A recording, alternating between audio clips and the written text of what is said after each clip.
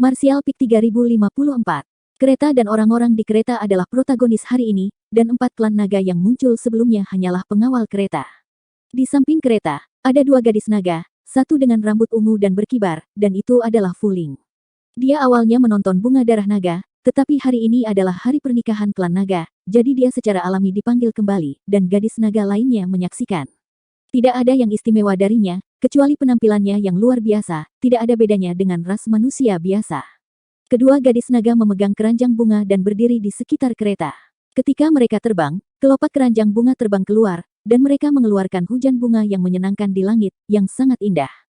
Hujan bunga itu bukan hujan bunga biasa, kelopak berbagai warna meledak di langit, dan cahaya warna-warni membuatnya terlihat mempesona.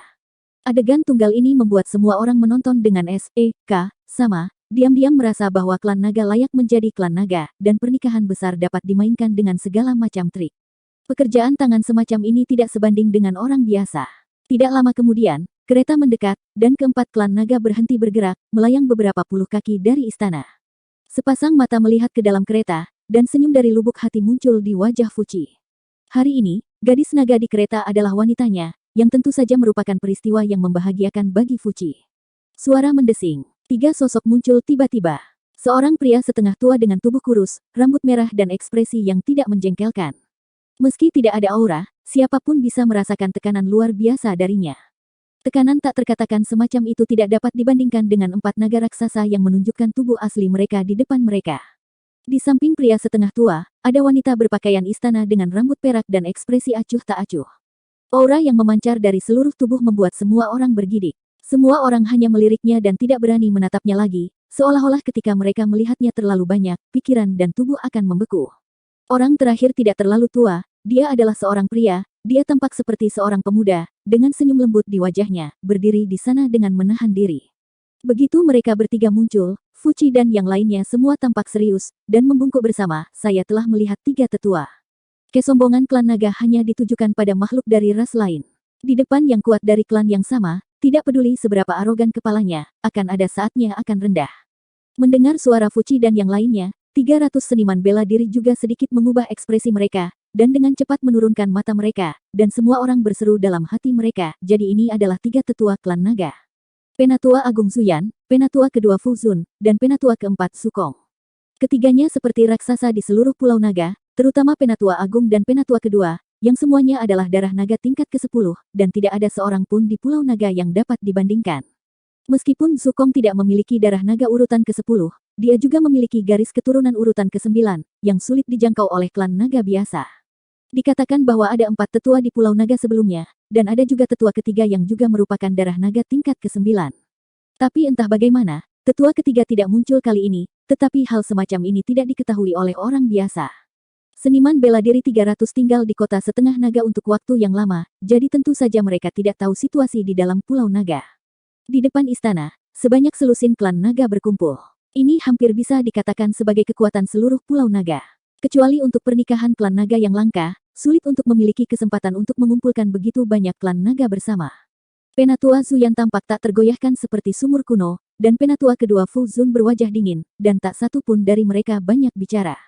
Hanya tetua keempat Sukong yang tersenyum, mengangguk dan berkata, "Selamat." Fuci dengan hormat berkata, "Yang lebih tua suka." Fuci bersyukur. Sukong berkata, "Setelah pernikahan besar, saya harap kamu dan istri kamu akan saling menghormati, dan cinta kamu akan bertahan selamanya." Fuci buru-buru berkata, "Tetua keempat jangan khawatir, Fuci tidak akan memperlakukan Kinger dengan salah, dan akan melahirkan pewaris klan naga untuk Pulau Naga sesegera mungkin, memperpanjang darah." Sukong tersenyum sedikit, tanpa komitmen. Fu Zun mengerutkan kening dan berkata, "Berhenti bicara omong kosong, bantu Su Qing turun." Dia memberi perintah, dan klan naga secara alami tidak berani untuk tidak patuh. 4 klan naga di depan kereta berinisiatif untuk berpisah ke samping. Fu Ling dan gadis naga lainnya mengulurkan tangan mereka untuk mengangkat tirai kain kasa, dan berbisik, "Saudari Qing, sudah waktunya untuk turun." Su Qing tidak bergerak dan duduk diam. Fu Ling memandang penatua kedua dengan takut-takut, dan melihat ekspresinya semakin dingin, dan kemudian membisikkan beberapa kata untuk membujuk, tetapi itu masih tidak berpengaruh. Fu Ling tidak bisa menahan keringat sedikit di dahinya. Dia secara alami tahu bahwa Su Qing tidak puas dengan pernikahan ini. Seluruh Pulau Naga tahu tentang itu, tetapi beberapa tetua ada di sini. Bagaimana jika kamu tidak mau? Jika masalah ini tidak ditangani dengan baik hari ini, itu pasti akan menjadi lelucon. Senyum di wajah Fuci juga perlahan menyatu, wajahnya sedikit tidak terkendali. Ekspresi Fu Zun juga menjadi dingin, dan dia menoleh dan melirik Zuyan. Zuyan masih acuh tak acuh. Fu Zun mau tidak mau mendengus di dalam hatinya, dan ketika dia hendak mengeluarkan Zu Qing dari kereta sendirian, sesosok tiba-tiba melintas. Di depan kereta, seorang pria muda muncul dengan santai. Kebanyakan orang tidak menyadari bagaimana dia muncul. Hanya beberapa tetua klan naga yang menyipitkan mata dan menatap pria itu bersama-sama.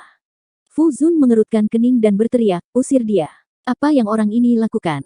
Sebenarnya berlari keluar pada kesempatan ini dan berhenti di depan kereta. Apakah dia mencoba untuk mati? Dalam waktu normal, Fu Zun sudah menembaknya dan membunuhnya, tetapi hari ini adalah pernikahan klan naga, dan yang terbaik adalah tidak melihat darah, jadi dia menahannya untuk sementara waktu. Ada auman naga bernada tinggi, dan naga merah sepanjang 20 meter itu benar-benar membungkus kereta. Dengan kepala tinggi, mata naga membulat, dan mencondongkan tubuh ke depan dalam posisi menjaga. 3 naga yang tersisa segera diblokir di luar. Sulai, apa yang kamu lakukan? Fuki mengerutkan kening, melihat naga merah yang menarik kereta. Mulut naga terbuka dan tertutup, dan suara Sulai bergemuruh, "Jangan lakukan apa-apa, harap tunggu sebentar." Zuyan, yang selalu acuh tak acuh, akhirnya mengangkat matanya dan tidak bisa menahan untuk mengangkat alisnya setelah melihat sosok yang menghalangi bagian depan kereta. Sukong juga memiliki ekspresi terkejut. Karena kultivasinya yang baik, dia agak bingung saat ini. Di bawah mata semua orang, Yang Kai menarik napas dan menatap gadis dengan kerudung merah di kereta. Dia mengulurkan tangan dan tersenyum lembut, "Aku di sini untuk menjemputmu." Dengan satu kata, dunia bergetar. 300 seniman bela diri semua menatap punggung Yang Kai dengan kaget, dan ada ratapan di dalam hati mereka. Apa ini? Akan gila untuk mengatakan kata-kata seperti itu kepada seorang gadis naga yang akan menikah dengan begitu lancang di depan selusin klan naga. Jika itu terjadi di wilayah ras manusia, itu pasti akan menjadi perebutan kerabat. Tapi di mana tempat ini? Ini adalah Pulau Naga. Hari ini adalah hari pernikahan 2 klan naga. Bukankah orang ini menjadi gila, merebut kerabat klan naga?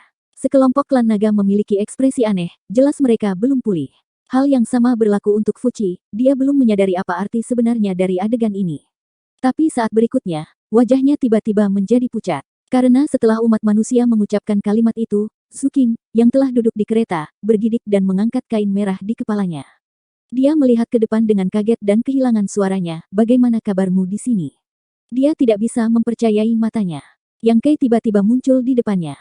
Melihat wajah di depannya, untuk sesaat Zu Qing mengira dia sedang bermimpi. Tetapi orang di depannya begitu nyata, dan aura serta rasa yang familiar memberitahunya bahwa ini bukan mimpi. Yang Kai benar-benar datang. Di depan semua klan naga, dia muncul tanpa keraguan, dan pada hari yang membuatnya putus asa hari ini, orang-orang di depannya seperti matahari yang terik, dan cahaya terang menyapu kabut di hatinya. "Kemarilah untuk menjemputmu." Yang Kai berkedip padanya. Mata Zu Qing tiba-tiba memerah, dan dia menggelengkan kepalanya dan berkata, "Kamu seharusnya tidak datang." Dia senang di hatinya, tetapi lebih khawatir tentang Yang Kai. Hari ini, jika Yang Kai tidak datang, dia hanya menderita sendirian, tetapi Yang Kai sudah datang, bagaimana dia bisa melarikan diri? Klan naga paling tidak tahan dengan penghinaan. Setelah hari ini, Yang Kai akan menjadi musuh semua klan naga, dan dia tidak punya harapan untuk pergi dari sini hidup-hidup. Itu dia. Yang Kai menundukkan kepalanya dan berpikir sejenak, lalu berbalik dan berkata, "Kalau begitu aku pergi." "Kamu berani." Zu Qing bangun dengan tergesa-gesa, bergegas keluar, meraih lengannya, menatap dan berkata, "Mau pergi ketika aku di sini?" Yang Kai menyeringai, "Sepertinya kamu tidak ingin menikah, jadi aku bisa yakin." Zu Qing meraih lengannya, ekspresinya tiba-tiba berubah sedih, "Kami akan mati. Ini adalah hal yang indah untuk berbagi ranjang yang sama ketika kita masih hidup, dan ranjang yang sama ketika kita mati." Mata Zu Qing sedikit lembab, dia berbaring di sampingnya, dan dia mengetahuinya hanya dalam beberapa saat, Yang Kai datang, dan sekarang tidak realistis untuk membiarkannya pergi lagi. Satu-satunya hal yang bisa dia lakukan adalah menghadapi badai klan naga bersamanya.